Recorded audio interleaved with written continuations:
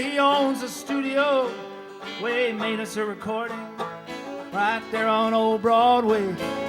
For a week or two we got the hell away from Spray.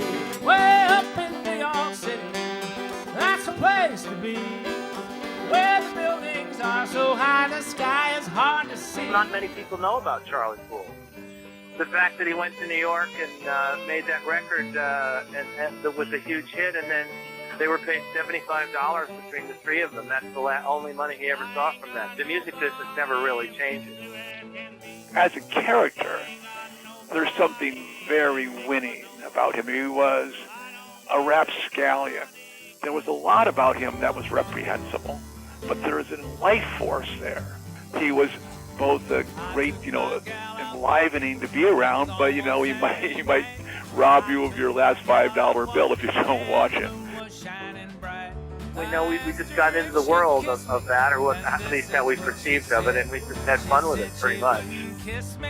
I didn't try to do some kind of Charlie Poole impression. Well, that would be pointless. Just as blue as can be.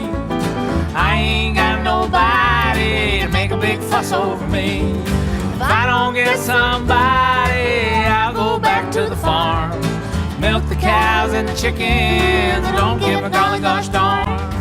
We wrote some material, based on things that happened to him, or might have, in our imagination at least, might have been suitable for him to sing.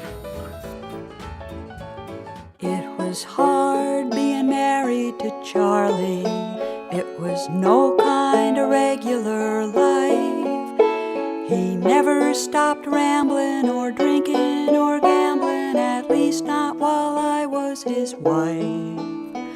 I never knew what he was up to, except for those postcards he'd send.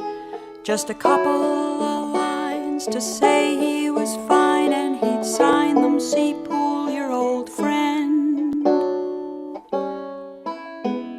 When the Depression hit, his records stopped selling.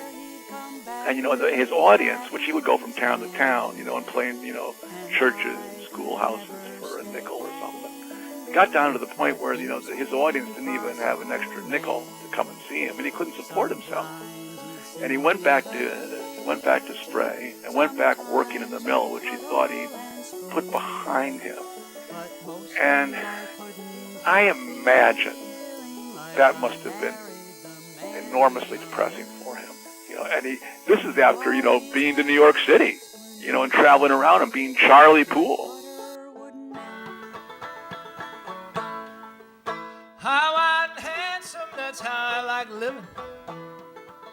High, white, and handsome, that's how life should be.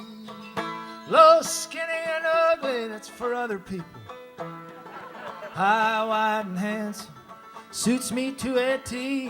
I mean, like a lot of people in show business, he was a very self-destructive guy. He was a terrible, terrible drunk. From everything that I've read and every indication, he was a real addict. I mean, that's one of the things I tried to capture in the song High, White, and Handsome. Kind of arrogant.